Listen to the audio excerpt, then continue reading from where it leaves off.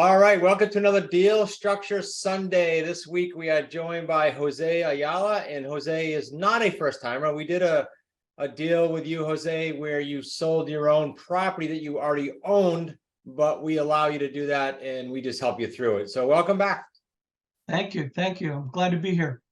Yes, I want to give that some context for the viewers. As an associate, Jose is a high six associate. He works directly with Brian O'Neill and myself. And all associates have in their contracts that if they have a personal property, we of course are not going to do any revenue share or anything, but we want to help them through it. And it's nice when they can do their very first one like that, so they can kind of just start to feel the process. And I think you worked with Nick on that, and there was a deal structure on that, so they can go back and find that one. Correct. All right, let's dive into this one. While I'm calling it up, me, the low tech person, why don't you tell us what the source was, and I'll get this baby shared here in a second. The source was an expired listing, and it belonged to a gentleman. His name is Let's not Ray. do last names to protect the innocent. Okay, yes, his first name was Ray, and so I've been working with him. He decided to move back to closer to his family, so he was in this property for a very short time, just a little over a year. So Oh wow. He didn't have much equity, so he didn't really have the option of going through a realtor because he was going to have to pay out of pocket. From out of pocket. Okay, and then how'd you find it? What's the source? Did you say at the beginning? I use my leads, and but the source is an expired listing. Expired. And so okay. I followed up in my area, and it's fairly close to where I live, so it made it real easy. And was it Jose, an expired you called, or was it a virtual assistant? It was it was through my virtual assistants, and then of course I do the follow-up call. Yeah.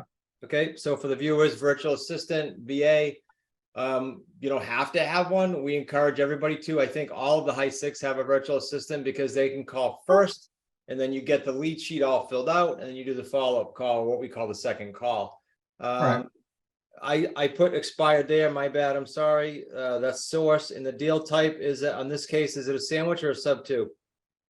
This is a sub two. Nice. I'm starting coming back to me now. My first, yeah. First sub two, sweet. You know, let me make a comment too for the viewers.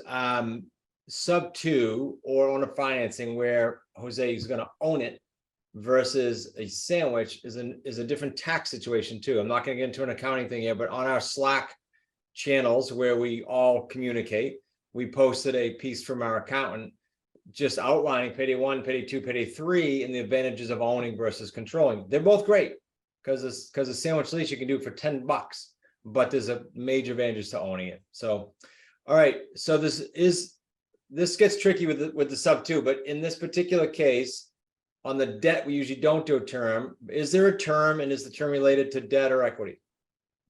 The term is related more toward the equity. Okay, so what is that term? We'll come back and explain ourselves then. What I did was a 60-month on this, Chris. Okay, 60 months. And again, I mean, I say this a lot on these deal structures. I can't stress enough that this is what Jose structured. That's not to say in 3 years, he can't restructure. And there's all kinds of ways to do that. This is just a base deal we're showing you here before any pivots or before the deal after the deal. What's the mortgage that we're buying? What's the existing mortgage amount? Well, it was basically then he owed 263. 263. Right. Okay, and we can round. That's good. 263, right. And we're promising him some equity still. Yes, we are. We're promising him about another $15,000. I remember actually pieces of this are coming back to me. And is that over time or upfront? Yes, it's over time. It would be $5,000 at the time of closing. Another $5,000 contingent upon finding then a buyer, and the last piece then would be January of 24. I'm planning to pay him another $5,000. Okay, so in theory, if you and Nick get after it, which we usually do with Nick's help, and we get a buyer and we close at the same time, it's probably about a 70 or 80% chance that's going to happen on time. He's going to get 10 at closing then, technically, if we're all done with that buyer. Yes, correct. Have it all done. Cool. Right. Good for him. Good for us and good for him if he gets that done. Right. Okay, so disclosure, Jose's on the market with this, like literally as we speak. It's starting to happen as a new month turns, because there's a tenant in this property and we didn't want to start too early. And so what we're going to show you is proposed. And again, could it be a little less? Sure. Could it be a lot more if he extends the deal down the road? Sure. We're just going to give you a base model, give you the gist of what's going on, allow you to digest this. And if you have questions, come to the weekly Wicked Smart sit down. We run them every week. They're free. Look at this, take notes, come to the sit down, ask questions. It's every Thursday at 4 o'clock. And if you're on our in our database, you're getting texts and emails about it. If you're not, email support@smartrealestatecoach.com. Jose, what are we proposing for the buyer? Because we know our standard model for the deposit. Well, what I'm looking at is I'm doing Oh, my bad. I didn't ask you sold price. My bad. We're selling it for how much? I jumped the ahead. selling price then would be 278. Well, I'm sorry. The overall price then, the 263 plus the 15,000 was basically the whole selling or the price that I offered was 278. Right. Yeah, I meant what are we selling it for now after the We're 270? selling it for 309.9. 099. Great. It's something you tweaked with Nick a little bit. And based Yes. on that, what are you and Nick going for a deposit here? We're looking at first payday. Well, it would be $30,000. 30,000. And then again, disclosure. Could Nick and Jose get to a point where they go, we got a buyer here, job looks good, longevity looks good, background check looks good, we like them, but they only can come up with 3 or 4% up front, which is just call it 10 grand, and they can come up with the other 20 over time. Yeah, that's possible. It doesn't always come up front. It does sometimes. And so just for context there for the viewer. Okay, what's the payment on this 263 debt? It's 1834. 1834. Is that PITI, Jose? Everything? Yes, it is. Principal, interest, taxes, insurance. Nice. Okay, that's palatable. And what are we thinking for the area for the rent to own? The rent to own for the area is in the 2,000 to 2,100 range, and so we priced it using Nick's model, starting at $2,000 a month. Okay, so we got a 166-ish there per month. Correct. Okay, and if we did 60 months, again, could it be less? Yes. Could it be more? Yes. This is just a model, you guys. This is just giving you an idea of how this works. What's that come to, Jose? 9960. Okay, so we have 9960 for payday 2. We have 30,000 for payday 1. What we're not putting on here for the viewer to know, unlike a sandwich lease where we make it contingent upon a buyer and we get first month's rent that goes in our pocket and we don't have to pay anything. We're not adding that to payday 1 here because it's likely that Jose is going to close this or close it with the same time as the buyer. But either way, he's not gaining a month anywhere. He's going to be paying that first month's mortgage. Right. It's a slight chance that we could time things a little differently, but let's not count that. Okay, so the price premium between the 3099 and the 278, do you have that, or I can ballpark it? Yeah, it's 31,608. Sweet, 31,608. So again, for everyone watching, all that is he's got the debt and the equity at 278 and he's selling at 3099. That's just the markup. The principal pay down on this underlying 1834 a month, starting out anyway, and I'll explain that in a minute, is how much? 277. 277. If you've ever bought a home, you know that your amortization schedule with the mortgage is going to say 277 this month on your mortgage statement. Next month, it might be $278.80. Whatever the increment is, it's going to go up every single month. We just use the base of what it is today. What's the interest rate on this? I'm real curious. The interest rate was a little high. It was, I think it was 5.5. Okay, high. Come on, Jose. You and I have been around long enough to know that's still great. It is a great. It's high if there's a younger generation watching this, and that's all they saw is the 2, 3, 4%. Yeah, but no, that's a great rate. I'm happy. Okay, the 277, if it went full term, is how much? 16,620. 16,620. Yes. Okay, so we got a markup of 31. We got principal pay down of 16. So we're at like 48, 49 grand there.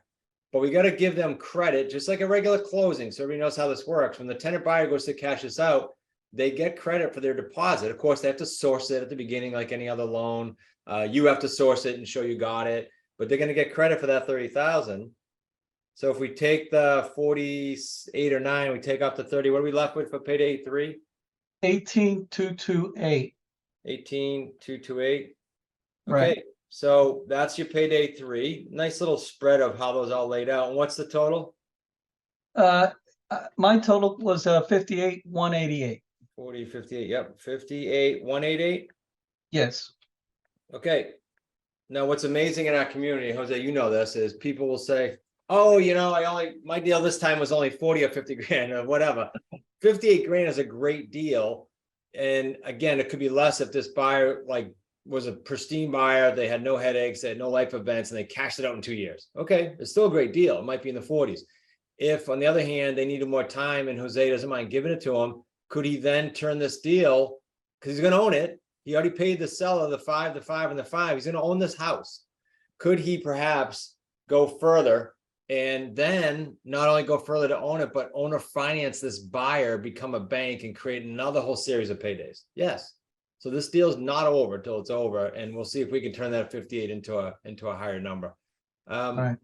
Jose, I just did basics there. Are there any nuances about the deal, the seller, or ahas with working with Nick or anyone, myself, Brian, anything at all that I'm not asking? There were some new developments that came up on this one, doing a sub 2 being my first. That's different than my previous takens. The previous takens, I had 3, but they were all lease purchase. Lease purchase, your mind is focused on the sales side, and it's still a little different because the sub 2, you have what I call different due diligence requirements that you may not have when you're doing a lease purchase. For example, what? For example, the home inspection. Yeah. Issue that sort of propped up on us or on me, and I'm a home inspector. This is something that I preach to the homeowners all the time, that it's for very little money, it's worth the while to get your house inspected to make sure that you're buying into something just like your normal buyer, because you have to do your due diligence and making sure that gets taken care of. Okay, I echo that, Jose. Not only that you're an inspector, but I've been at this is my 32nd year, and when we buy an owner financing house or a sub 2, we have an inspector come in. We bought an oceanfront home, for example, in the company, and place is pristine. Woman selling it to us on terms, owner financing, principal only, for $1 million home, was a realtor. Couldn't sell it. Did a deal with us. Now, unbeknownst to us, there was a crack in this enormous, biggest water tank heater I've ever seen. There was a crack in it, and that I wouldn't have known. Now, Jose, you might have, because you not inspect, but so that one little thing, and we got her to replace it because she's like, oh, I didn't know either. So these are important pieces that Jose just brought up, and you don't. It's not that you can't inspect a sandwich lease, but to your point, I don't think we ever have, because we look at it visually. We have the buyer sign off that they don't want to inspect, or they do, and either way, that catches it, and then we just move on. Right. So that was new to me, being my first sub 2. That little things that you have to be more aware of, and of course, being the owner of the business, it's one of those things that it's your responsibility that makes sure that you're going to abide by everything that's in that agreement, in that contract, and that you read it carefully and do your homework on it. Awesome. Jose, I look forward to hopefully the next event, and that will probably be the September event, depending on when this comes out, to showing this come to fruition with a buyer, with you and Nick. That'd be awesome. All right. Great. Congrats, my friend. Many more deals coming your way. Jose, Right. For those that didn't watch the first deal structure we did of you, maybe give a minute, 10,000-foot view, your background, not just, you said home inspector, but the service you've given, and why Smart Real Estate Coach, and then we'll wrap up, give these guys something to do. Okay. I think the reason I was searching to be able to, I don't have a W-2 now, so that gives it then the time and the effort that I want to put in, I want to put into something that's going to be generating wealth for my family in the future years. And so Wicked Smart was the source that I came across in getting into real estate. I've tried previous programs that didn't give me the leadership and the guidance that I feel very comfortable with in going forward and covering deal structures and doing deals. And so that became a very big part of the reason why I went to the high 6 level. I went through all the levels. I've had the opportunity of getting 3 takens in the area of lease purchase. I learned a lot with Nick on the side of doing sales, the sales aspect, but then being able to get a sub 2, I remember you always saying that this is where the money's made because you can do so many things with a sub 2. Yeah. And I started to look at that. What I did was recently I went right after the summit, I was scheduled to go up to the headquarters. And that was a big eye-opening experience for me where I came back with things like the importance of metrics, knowing your numbers, how critical it is. When I started to focus on that, it came back recharged and focused. And from March timeframe to June, I was able then to get the sub 2. So I highly recommend. Let me interrupt. Sorry, good point about the office visit. So he said he came up. All associates get an office visit. High 6 get unlimited. Just got to schedule it with us. So he came this year for an office visit. I think this month we have 3 other people coming in. Paul, the attorney from Arizona, Judy from Maine, and I'm trying to think of the third. I can't think of them right now, but we usually do 3 at a time. And Jose was able to do that, and it's a cool experience. So I would encourage you guys who are watching that alone would be some cool ahas like Jose got. Right. The other big aha takeaway on this, of course, is it's always a pleasure to always work with professional people like Nick. I affectionately call him the master, okay, because he really is. To be able to do the comps and learn the comps, I wasn't still feeling comfortable, but I mentioned that to you. You bade us go back and do some homework on it. Nick took the time to go over the comp status of that, of the new deal that I just got. And we were able to have a meeting of the minds, and we were able to resolve and get the numbers that I felt comfortable with going forward in our community. So I have to be responsible for communicating my business. And so a big aha for me coming out of that. Nothing happens in my business unless I initiate it or not. And so things like catching inspections, learning the little things that need to go. It's good to have mentors going through that process with you is where I'm learning. And I really appreciate that then from the community. No, you bet. And we appreciate you and the stick-to-itiveness. I think I just made that one up. So awesome job. I will see you. Well, first of all, have a great holiday, and I will see you at the next event. Let me tell these guys about the event. So depending when you're seeing this, you can go to smartrealestatecoach.com/events, but there's only 2 events live per year. You can come meet Jose, you can come meet Nick, you can come meet everybody he mentioned, and the rest of the high 6 and other associates. QLSlive.com is our September event. QLS stands for Quantum Leap System, QLSlive.com. And in March, we have a spring event, WickedSmartSummit.com. Come join us. You guys will consider it time very well spent. And what better reason than to meet Jose? Jose, thanks again. Congrats, buddy. All right. You're welcome. Look forward